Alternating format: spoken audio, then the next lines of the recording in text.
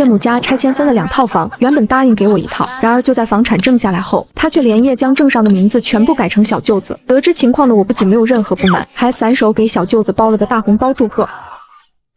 大家都把筷子停一停，我有个重大事情要宣布。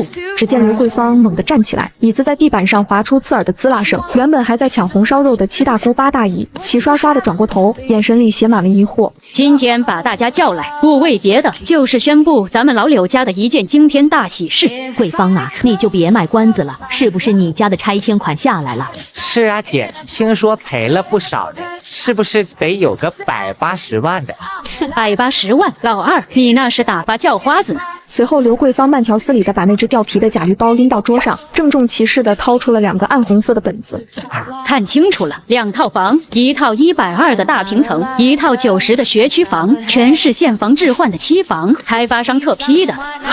我滴个乖乖，这得多少钱啊？是啊，桂芳，你这就是皇太后的命啊！咱们老柳家祖本冒青烟了。听着众人的夸赞，刘桂芳脸上的褶子都笑开了花。她享受完这一波夸赞，眼神突然变得凌厉，不经意看向坐在角落里的我和柳如烟。不过呢，这房子虽然下来了，但这户主的名字大家可得看仔细了。话音刚落，刘桂芳就把房产证翻开，手指用力戳着所有权人那一栏。柳初生，这2套房全是我乖儿子柳初生一个人的名字。话音刚落，嘈杂包厢顿时一片寂静，随即所有人全部吸血地看着我。大家都知道，我和柳如烟结婚3年，一直租房住。当初刘桂芳可是拍着胸脯承诺拆迁了一定给我们1套。妈，你这是什么意思？当初不是说好了，方案里有1套是给我们的吗？闭嘴！嫁出去的女儿泼出去的水，这里有你说话的份吗？再说了，江13一个外姓人，凭什么分我们老柳家的家产？他配吗？柳如烟被吼得浑身发抖，眼泪在眼眶里打转。我轻轻拍了拍她，别急啊，老婆，让子弹再飞一会儿。现在闹翻了，这戏还怎么演？就在我思考怎么回应时，另一边的柳初生吊郎当地站了起来。他拿起那2本房产证，绕过桌子，直接走到我面前。随后他将房产证甩在我脸上，冷笑道：“姐夫，看清楚没？这才叫硬通货。你那个月薪5000的工作，干到死也买不起这2本里的一个厕所吧？以后啊，对我客气点，也许我心情好，还能赏你个次卧住住。”话音刚落，亲戚们就发出哄笑声，充满了幸灾乐祸。就是13啊，你要知足。出生这孩子从小就有出息，这房给他那是众望所归。柳初生的唾沫星子喷了我一脸，那股嚣张劲儿，仿佛他已经是世界首富。他以为我在忍气吞声，殊不知我现在看他们恍如看一个脑残。真是人才！你看到的只有房本，我看到的却是那后面附带的280万连带责任贷款合同。那合同上白纸黑字写着必须在这个月开始还款，利率还是上浮的，这哪还是什么房产证，分明是卖身契啊！随后我缓缓抬起头，脸上没有一丝愤怒，反而露出了极其灿烂的笑容。姐夫你笑什么？傻了？我没有理会他的话语，从口袋掏出一个厚实的红包，随后站起身，一脸笑呵呵握住柳初生的手，并把红包拍到他掌心里。初生啊，姐夫这是为你高兴，年纪轻轻就拥有了2套房产，这是何等的魄力，这是何等的负担，哦不，福气。这江13心态挺好啊。是啊，我还以为要掀桌子呢，没想到还给包红包。刘桂芳也没想到我会是这个反应，她那张准备骂人的嘴张了一半，硬是没发出来声音。算你识相，大家看看，这就叫格局。13虽然没本事，但胜在有自知之明。来，小生收下你姐夫的红包，这是你应得的。柳初生捏着那个厚厚的红包，脸上的表情从错愕变成了更加肆无忌惮的狂喜。谢了啊，姐夫，看来你还是挺懂事的嘛。放心，等我住进去了，就家电什么的赏你2件。赏我？不用了，到时候你连裤衩子都要赔给银行，我怕你冷。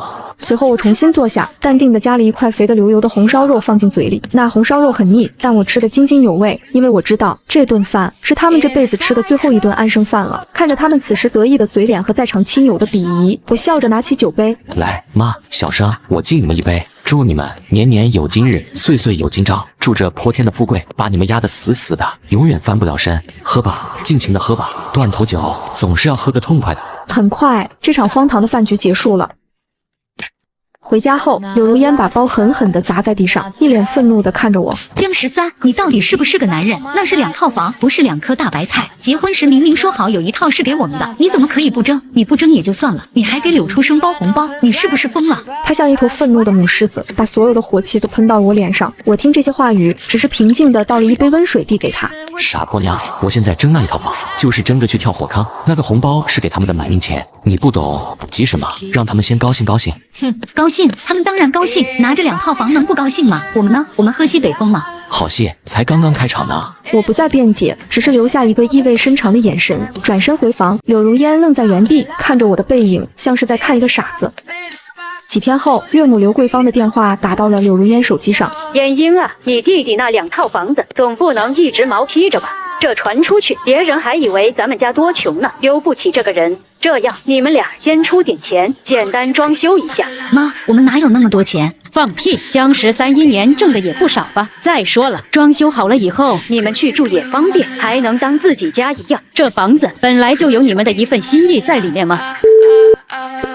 听听这强盗逻辑，把要钱说得清新脱俗，我在旁边听得都要鼓掌了。挂断电话后，柳如烟小心翼翼地坐到我身边。老公，要不我们先拿10万出来，简单装一下，也算我们做姐姐姐夫的一点心意。我放下手里的书，眼神瞬间冷了下来。我拒绝，我们的钱要留着给女儿上最好的幼儿园，留着给她报兴趣班，1分钱都不会花在跟你我无关的房子上。怎么就无关了？那是我弟，那是我妈。江13，我没想到你这么心胸狭窄，这么不顾亲情，你是不是就盼着他们家过得不好？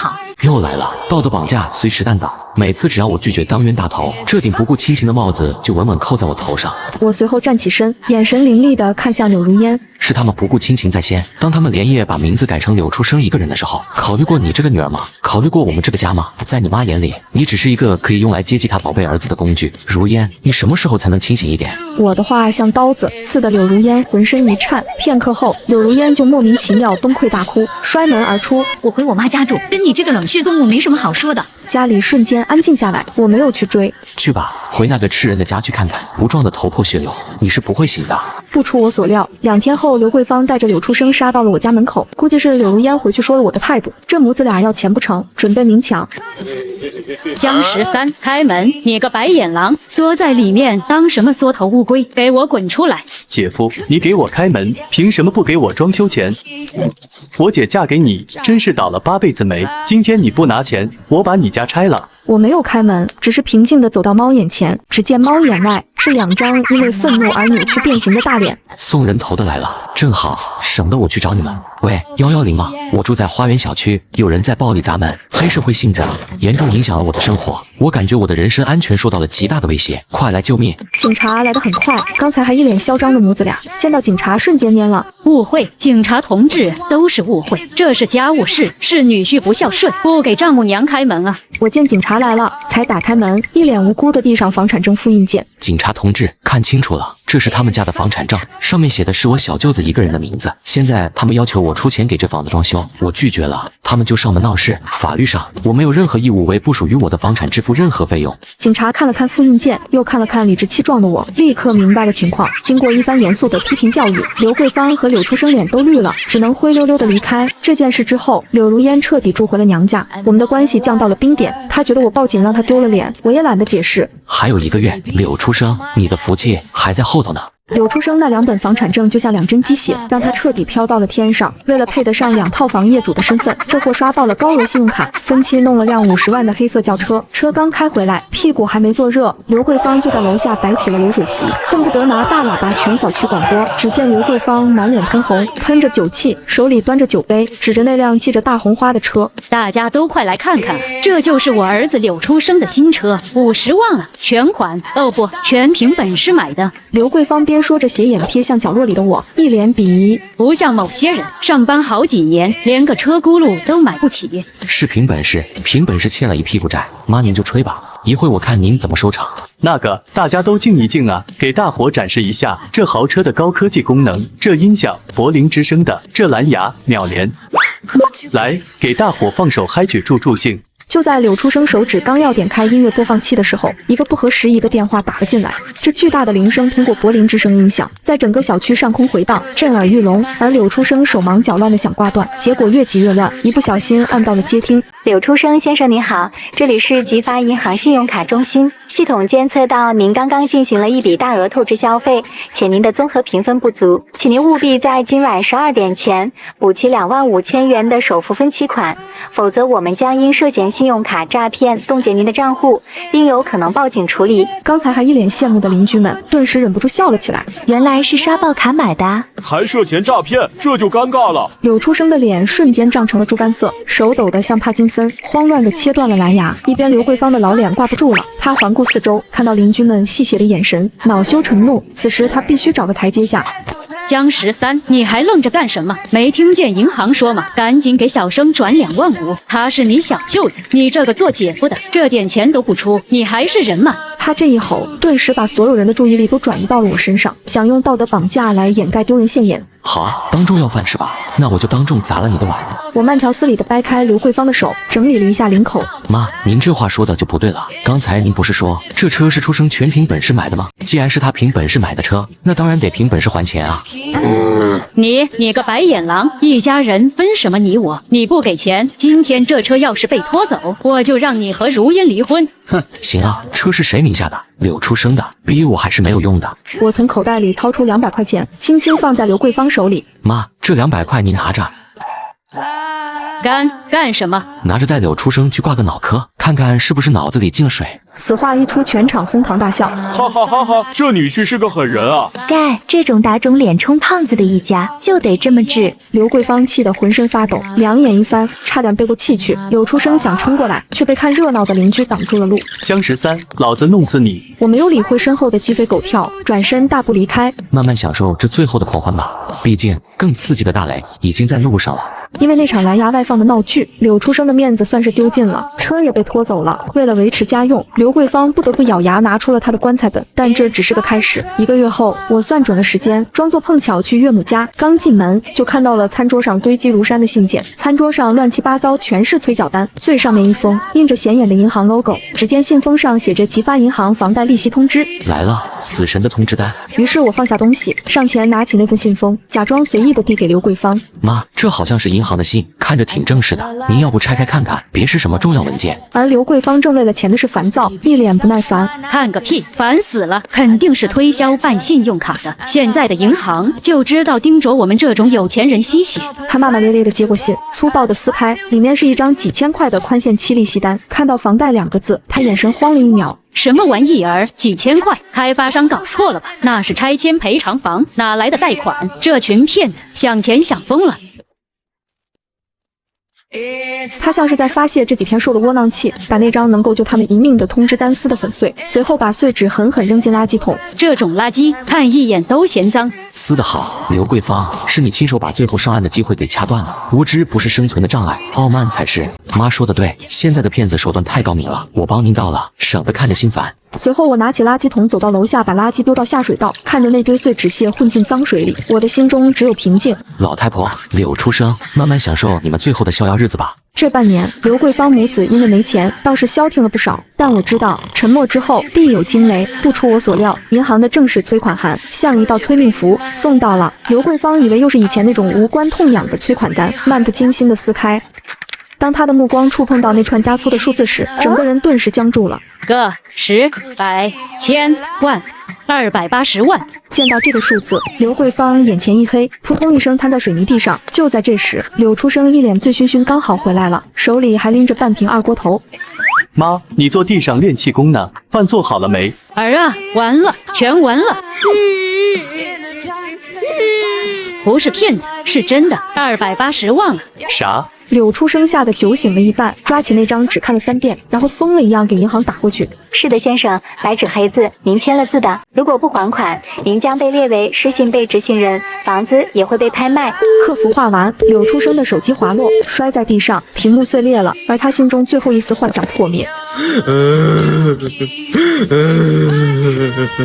这个25岁的巨婴抱着头嚎啕大哭，鼻涕泡都哭出来了。妈，我不想坐牢啊，我不想当老赖啊，房子不能被收走啊。母子俩在空荡荡的毛坯房里抱头痛哭，那凄厉的叫声在空旷的房间里回荡。而这时我正坐在阳台上泡了一壶上好的龙井。就在此时，我的手机震动，终于来了，好戏要开始上演了。随后我慢悠悠地喝完杯中的茶，才按下接听键，顺手开了免提。曹女士，救命啊！这房子怎么还有280万贷款没还啊？银行要来贴封条了，妈快活不下去了，你快想想办法啊！我听着电话中刘桂芳的哭诉声，装作关切地问道：妈，别急啊，这房子不是柳初生的名字吗？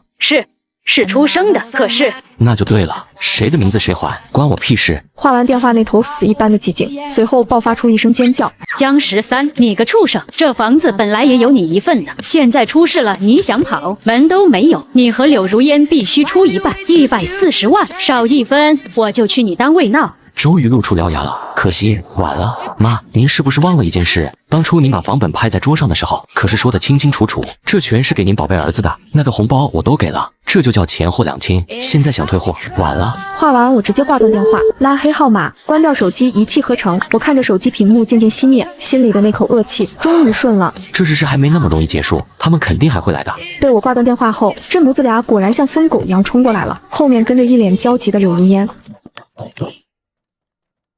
江13，开门！你个白眼狼！姓江的，你要是不给钱，我今天就跟你同归于尽。这次我没有报警，因为我要给柳如烟、给所有邻居看一场终极大戏。于是我打开了门，只见柳如烟神情复杂看着我，最后还是一脸坚定站到我身后。而刘桂芳顺势往地上一躺，开始撒泼打滚。这套流程她已经很熟练了。大家快来看啊！女婿逼死丈母娘了，见死不救啊！够了！柳如烟从我身后走出来，手里拿着那本早就准备好的断绝关系声明书。妈，这是我最后一次叫你妈。死丫头，你也要造反吗？房子是你们抢的，债是你们背的。13早就提醒过你们，是你们自己贪心不足。放屁！他什么时候提醒过？他就是想害死我们。看着两人吵架，我知道我的机会来了，于是上前挡在柳如烟面前，一脸笑呵呵道：既然大家都来了，那就听听这个吧。随后我拿出手机，连接蓝牙音箱，按下播放键。妈，方案必要备280万贷款，利率上浮20%，分10年还。您想好了？这可是巨债。什么贷款？我就要房子，280万关你屁事？那是给我儿子的，贷款的事以后不许再提，哪怕去卖血也跟你没关系。录音在楼道里回荡，字字清晰，如雷贯耳，而邻居们的议论声像潮水一样涌来。左左，原来是自己贪心啊！人家女婿都提醒了，是这老太婆自己作死。活该，这就叫人心不足蛇吞象。听着众人的嘲讽，刘桂芳的脸瞬间惨白，只见她张着嘴，却发不出一点声音，瘫软在地上像一滩烂泥。你居然录音，你阴我！哼，阴你小舅子，这叫证据。恭喜你，在这个年纪就背上了巨债，喜提千万富翁的预备役。现在带着你妈滚出我家！在千夫所指中，柳初生扶着瘫软的刘桂芳，像2条丧家之犬，狼狈地消失在楼道尽头。最终，那2套要命房被司法拍卖，刚好抵了银行的债。刘桂芳母子忙活半年，竹篮打水一场空，而刘桂芳急火攻心，当场脑溢血。虽然捡回一条命，但瘫痪在床，再也无法嚣张。柳初生为了还车祸赔偿和医药费，白天在工地里搬砖，晚上还得伺候他那瘫痪老娘。这对曾经不可一世的母子，彻底烂在了泥里。而柳如烟在最后关头彻底醒悟，和我重归于好，用攒下的积蓄和理财收益，全款买了个温馨的小两居。